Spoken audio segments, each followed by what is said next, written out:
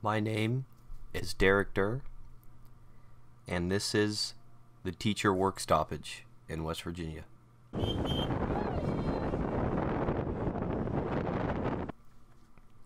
This is me, and with the help of my friends Josh, Noah, and Logan, we've set out to create a documentary explaining the work stoppage in West Virginia. I'm the driver of the vehicle. I'm currently eating an apple pie. Yeah. Got anything to say, Noah? You know, we out here respecting teachers and stuff, you know, as you do. Almost. As you do. Almost. We had a couple main points we wanted to hit when we went out to film this documentary. One of the main things that I knew we wanted to do was get interviews from the teachers themselves. A lot of the news channels and news organizations are covering what's going on a political scale. What the legislation's doing, what the senators are voting on, what bills are being passed, and which ones are not. But that doesn't really tell the story of what's happening in West Virginia right now. When we conducted the interviews, we asked the teachers the same questions. What are you here striking for today? Do you see an end to the strike soon? How has the support been, not only with the people honking, because there's a lot of that, but with the state, with your students? Now that you have the state government's attention, anything else you would like to say to them? Something else they could do to help boost our education in schools? And this is what they had to say. This is Noah Hanselman back in Montgomery County Schools, here with a Brookhaven Elementary teacher. Would you like to introduce yourself? Sure. My name is Mary Alice Chambers. I'm a first grade teacher at Brookhaven. This is my third year teaching. I'm Mrs. Stewart. I'm the Technology Integration Specialist and Academic Coach at Suncrest Middle. Mr. Root, an anatomy and biology teacher at MHS. I'm Emily Tansey and I teach at Suncrest Middle. So why are you out here striking today? Well, right now we're under a work stoppage, so it's not technically a strike. Okay, yes. Okay, so the work stoppage is still sanctioned by the unions, and we are getting paid still.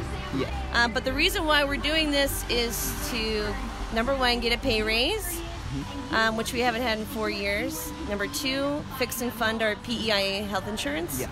So state employees have traditionally always had really awesome health coverage. Until now, and it keeps getting cut and cut and cut and cut, and now we just can't afford it.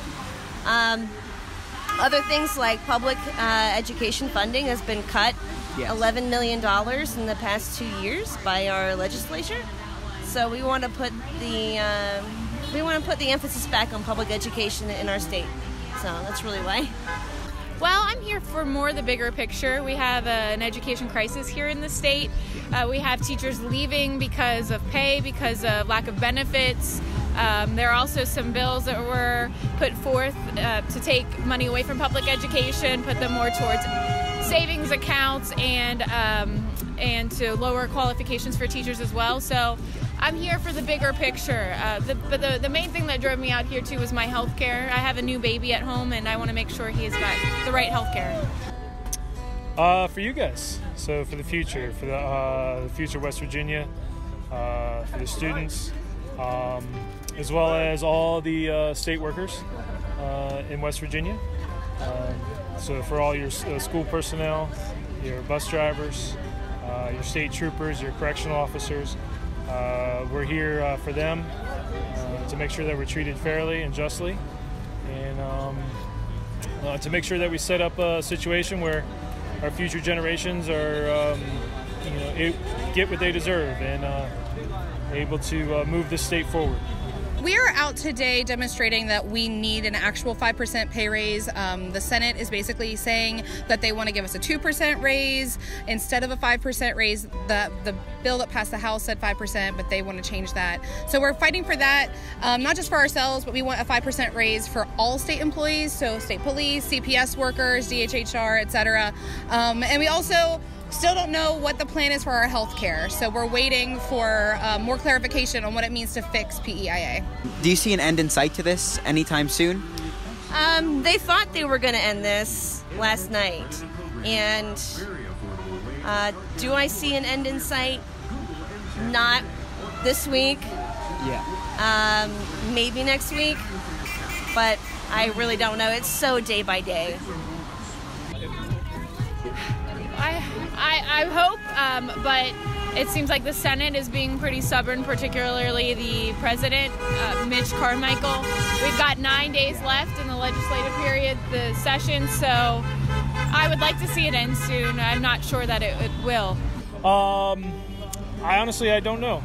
I would very much. I have a lot of hope that it will end soon, so we can all get back to school and get back to our classrooms and move forward. Realistically, I could also see it continuing. It's sort of a minute by minute, hour by hour, day by day kind of thing right now with the legislature in session to see what sorts of decisions are going to be made.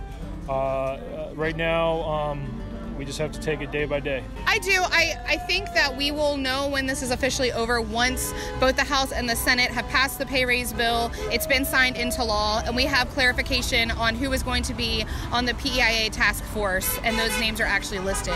At that point, I think our membership and our community will be ready to go back to work. Yeah. How's the support been from students, the state, people? How's it been? Well, the longer that we were on strike, the more afraid that we would lose public support, but it seems to be the opposite. The longer we've been in strike, the more support that we've had. I think people are looking into the issue more, seeing the injustices for not just teachers, but all state employees. I think the support's actually increasing from what we've seen here. We've certainly had more food donations today than we have all week.